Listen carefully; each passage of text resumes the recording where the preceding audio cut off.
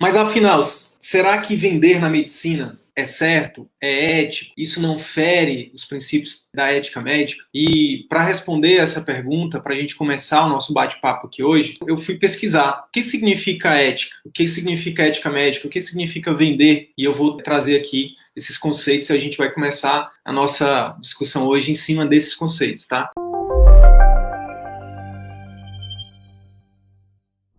Então, no dicionário, ética médica é o conjunto de regras e preceitos, seja de um indivíduo, seja de um grupo social ou de uma sociedade. E a ética médica é exatamente o conjunto de regras e preceitos da classe médica. Quando a gente vai aprofundar em quais são esses preceitos, né, quais são esses princípios morais e éticos, a gente encontra 4 principais. Vê se vocês lembram aí. Vocês lembram quais são os princípios éticos da medicina? Vamos lá. Primeiro, autonomia. Então, autonomia tanto para médico quanto para paciente. Segundo, sigilo médico. Uma das coisas que, se a gente não ficar atento, se a gente não vigiar, principalmente com o advento das redes sociais, da internet, a gente acaba incorrendo, né, no risco de, enfim, de ferir esse preceito ético. Sigilo médico. Lembrar que o nosso paciente, isso sim é sagrado, né? A confidencialidade, né, da relação médico-paciente. Então, mesmo que o paciente autorize, mesmo que ele diga, não, doutora, pode postar, pode fazer, pode acontecer, não façam isso. Tenham isso como algo sagrado, tá? Tenham isso como algo sagrado, o sigilo médico-paciente, tá? Então, primeiro, autonomia, segundo, sigilo médico, terceiro, princípio da beneficência. Tudo que o médico deve fazer para o paciente tem que ter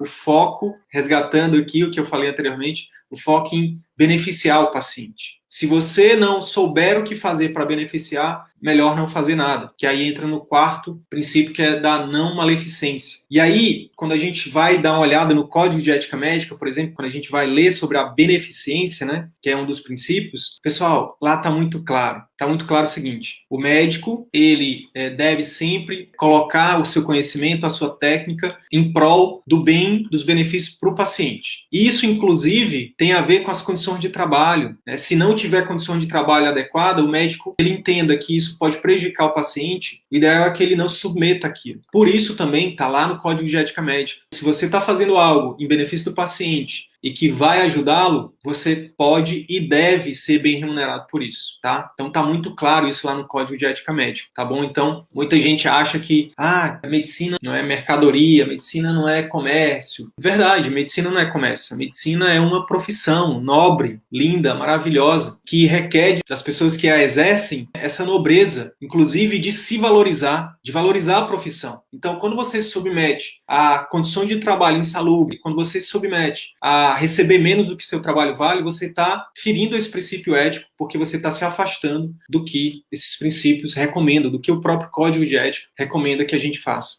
Isso tem a ver também com o primeiro princípio, da autonomia. A gente tem perdido cada vez mais a nossa autonomia. Por exemplo, quem nunca passou por uma situação de indicar um tratamento e, dependendo do local, não ter as condições para aquele tratamento ser feito? Ou, se for, por exemplo, o plano de saúde não autorizar, no SUS não ter as condições, em determinado hospital aquilo não fazer parte do protocolo, e o médico fica como? Amarrado, com as mãos atadas. Pode ter feito doutorado em Harvard, pode ter PhD no John Hopkins. Quando ele estiver na prática, na vida real, se ele não tiver as condições e se ele não tiver autonomia, a liberdade, ele não vai conseguir ajudar o paciente. Então, é por isso, aqui a gente não fala que é o melhor, que é o único, a gente só traz uma visão que talvez você não estivesse enxergando ainda, que é o seguinte: autonomia de verdade, né, liberdade de verdade, ou infelizmente, eu poderia falar felizmente, mas a verdade é que infelizmente você consegue no atendimento particular. O ideal é que isso fosse possível em todos os locais, mas salvo raras exceções, infelizmente, na maioria dos locais, o médico tem cada vez mais perdido a autonomia, tem perdido cada vez mais essa possibilidade de fazer o melhor pelo seu paciente. Bem, dito isso, a gente já falou de ética e ética médica, né? E eu trouxe alguns exemplos aqui baseado nesses princípios. E o que significa vender? Vender, do dicionário, fui procurar no dicionário também. Olha só o que eu encontrei. De acordo com um dos dicionários lá, que eu pesquisei, o que significa vender? Fazer comércio, negociar e, pasmem, prostituir-se. Isso é que está lá no dicionário em relação a vender. Então, quando eu li isso, eu pensei, minha nossa, é por isso que existe uma visão deturpada do que significa vender. E é por isso que ninguém quer ser vendedor. As pessoas têm medo de ser taxado de vendedor. Ah, tá querendo me vender. Tipo, é como se fosse vender, é como se fosse botar uma arma. Ei, passa o dinheiro. É como se fosse assaltar. Ou pior, eu não sei se existe uma coisa pior que a outra, mas enfim. Ou prostituir-se. E, na verdade, eu quero trazer duas visões aqui diferentes sobre o que significa vender, tá? A primeira visão é desse livro aqui, ó, que eu recomendo demais. Vender é Humano, tá? Do Daniel Pink.